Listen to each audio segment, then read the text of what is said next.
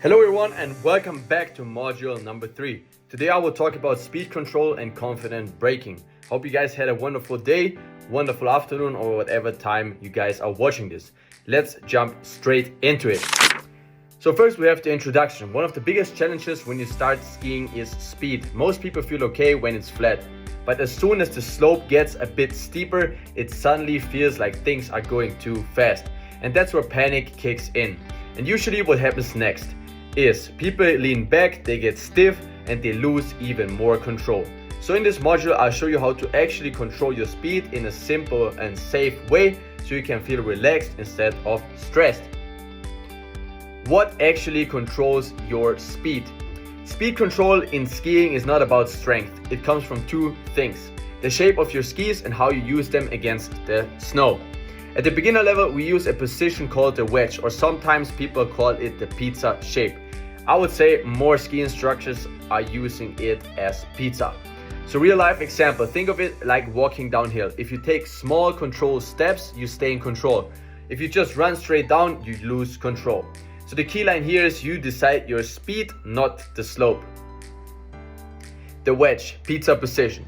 So as you can see right here, he is trying with his heels to get the skis to the sides and really break into the snow. And the tip of the skis, they are not allowed to touch each other.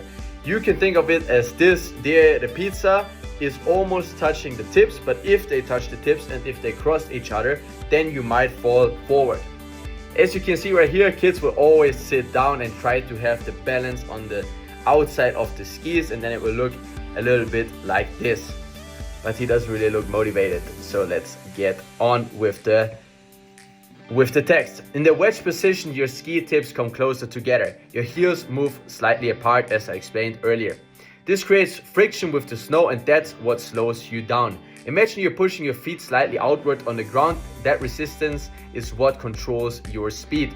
Important cue here: start small. You don't need a huge wedge or pizza. How to actually slow down, step by step. This one is a beautiful pizza position, and it looks like a nice mountain, probably somewhere in the US. To slow down, do this step by step. Start gliding slowly. Gently push your heels outward, keep your knees soft, and press a little into the snow. That pressure is what slows you down. Real life example here.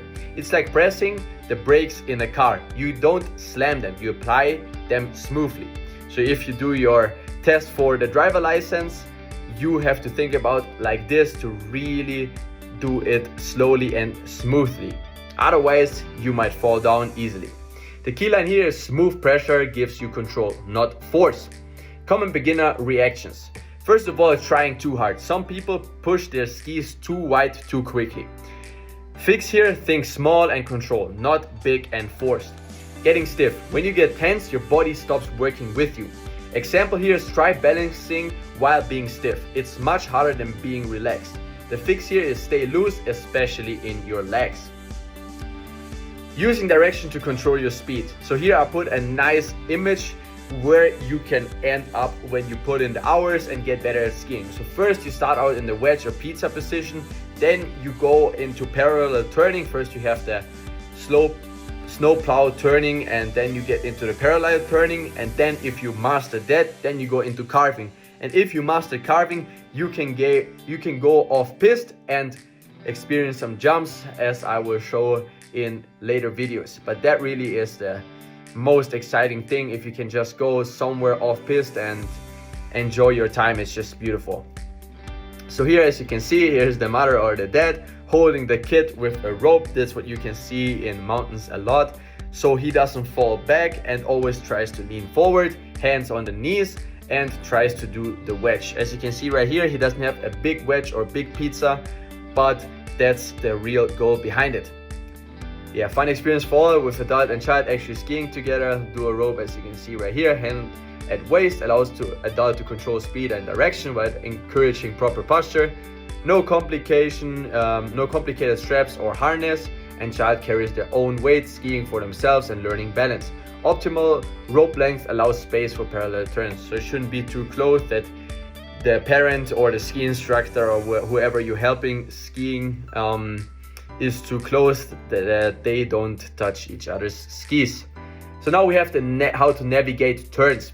Lean into turns. So you really have to lean with your body over the outside ski.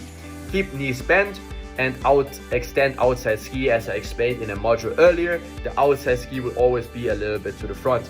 You don't always need to stop to control speed. You can also control it by changing direction.